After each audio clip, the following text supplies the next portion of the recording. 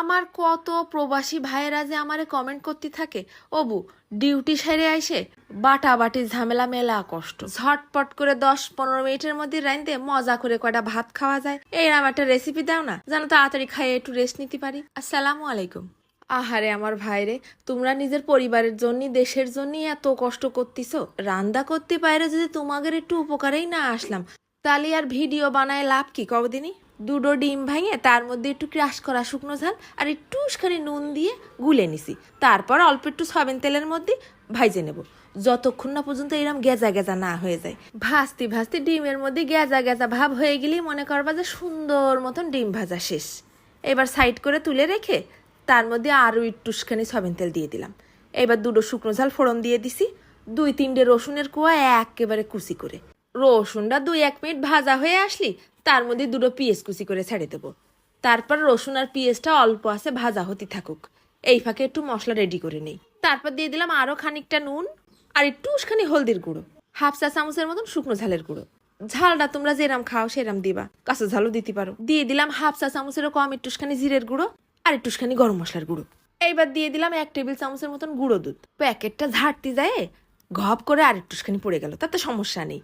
বেশ 1/2 কাপের মতন পানি দিয়ে সুন্দর করে গুলাই নেব যেন ভিতরে মশলাটা দানা দানা না থাকে। 10 মিনিট রেখে দিলে আরো ভালো হয়। এই ফাঁকে ওই পেঁয়াজ রসুনটাও কম আছে, কি ফাইন লাল লাল হয়ে গেছে।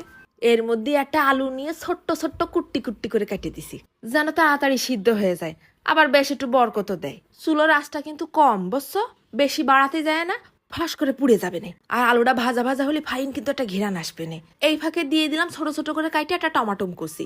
টমাটমটাও খুব ফাইন করে ভাজে নিতে হবে না। যেই টমাটম গলা গলা ভাব হয়ে আসে তখন ওই গুলানো মশলাটা এর মধ্যে দিয়ে দিছি।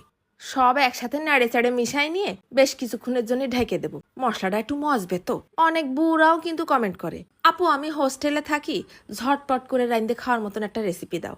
তা তোমরাও কিন্তু এইরকম করে রাইন্দে খাতে পারো, শুধু কুটাকাটি করেই চুলোর পর বসাই দিতে পারবা, কোনো ঝামেলা নেই। এইবার ওই ভাজা ডিমটা ছেড়ে দিয়ে মশলার সাথে সুন্দর করে মাখাই নেব। তোমরা এত কমেন্ট করো রে শোনা, আমার যে কি খুশি লাগে, কিন্তু সবার কমেন্টের রিপ্লাই দিতে পারি না। তাই আবার কেউ যেন আমার উপর বেজার হয়েও না। ছোট একটা বাচ্চা আছে, বাজার ঘাট সব একা সামলায়, তারপরে ভিডিও বানাই। শেষ পর্যায়ে দিয়ে দিলাম খানিকটা নুন আর একটুখানি ধনেপাতা কুচি। এগুলোও খুব সুন্দর করে মিশাই নেব। এত ফাইন একটা ঘিরান আসতিছে আর খাতে কিন্তু জম্মের মজা হয়েছে, একেবারে মুখে লাগে থাকার মতন। মাছ গোশ সব পাশে পড়ে থাকলেও আগে মনে হবে যে ঠিক এই ভাজা ডিমের ভুনা দিয়ে কটা ভাত খেয়ে উঠি। শুধু কিন্তু সাদা ভাত না, রুটি পরোটা পোলাও ভাত দিয়েও কিন্তু জম্মের মজা লাগবে। ভাজা ডিমের একটা ফ্লেভার আসতেছে, সাথে গরম মশলা দেওয়ার কারণে একটা গোশ গোশ ফিল পাচ্ছি। গুঁড়ো দুধ দেওয়ার কারণে মশলার স্বাদটা একেবারে হাই লেভেলে যায় ঠেকিছে। আর সাথে ঝাল ঝাল টমেটোমের টক ভাব তো আছেই। এক এক গাল মাখাই নিয়ে গালের মধ্যে মাইরে দিলেই হয়। চা পাতি গিলি গালের মধ্যে মজার ঠেলায় পানি ছেড়ে দিচ্ছে।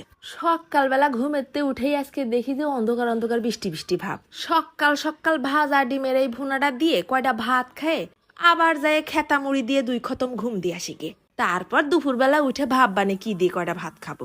দুটো ডিম এরম করে ভাজলি অনায়াসে 4 জন মিলে খাওয়া যাবে। আর একটুখানি ডিম রইছে বটে, দেখা যাক দুপুরবেলা আবার নাও রাঁধতে পারি। তা আজকে আমি খেতে খেতে চলে যাচ্ছি, ধন্যবাদ।